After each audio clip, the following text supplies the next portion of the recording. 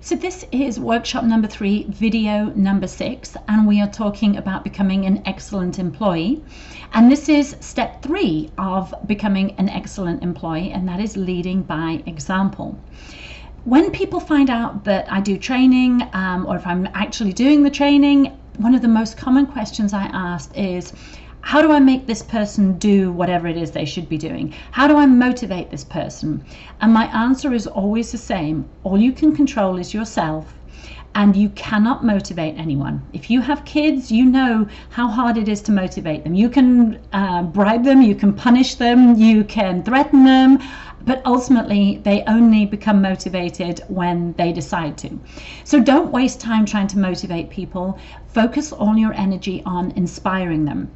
If you are adding value to everything that you do and you are acting like a responsible adult, you are a big way towards being able to lead by example. Because if you think about the people that you work with, about the people that you know, there's always people who inspire you to be better. And if you don't know anyone who's inspiring you to be better, you need to get some different friends, because you become like the 5 people that you hang out with the most. So if your friends and your co-workers and the people you spend time with don't inspire you to be the best version of you, if they don't support you in your goals, then probably you need to be trying to find some better friends.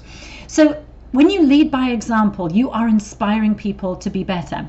So one of the exercises that I love to do is, just like you defined the key values that are going to guide your life, like your unifying principles, the things that create your legacy and keep you motivated on your journey towards success, you can also decide the standards that you want to have in your life. When you think about people, there's always something that you associate with them. Obviously, when people think of me, they think of the English accent, even though I've lived here nearly 20 years and I've been an American for about 4 years. My English accent is the thing that people associate with me. Hopefully they'll associate something that I've trained them on as well, but being English or having the English accent is what they associate with me.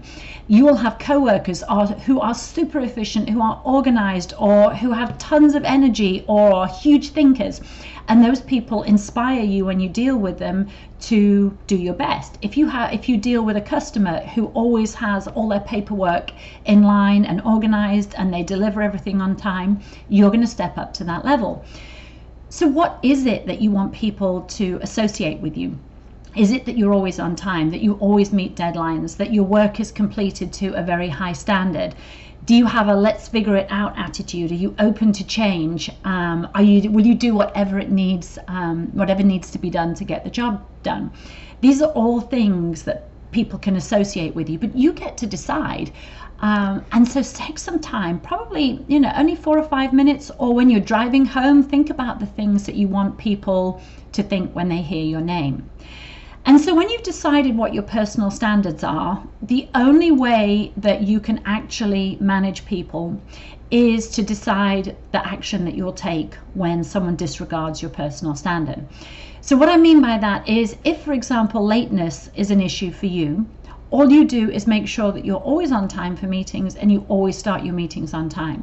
And if someone comes in late, don't repeat what you just went over. If they say, oh, hey, sorry, I'm late, you say, oh, well, I started the meeting on time. Just be here on time next time. Don't go over, what they missed. If incomplete paperwork is unacceptable to you, if it makes your job virtually impossible, or you waste time having to follow up on whatever was missed, just immediately return that paperwork and say, I'm sorry, I can't complete this until you've done, whatever it is they've missed. You don't need to be mean. You don't need to be difficult. You just state, I can't accept incomplete paperwork, or I always start meetings on time, and people will step up to your level. They know that you lead by example, you have very high personal standards, and they'll either step up or they won't. And if they don't step up, there's nothing that you can do about that. All you can do is get people to rise to your level, to inspire them, and to lead by example by setting very high expectations of yourself and those around you.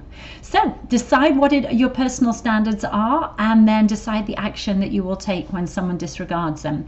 And that is step 3 towards being an excellent employee.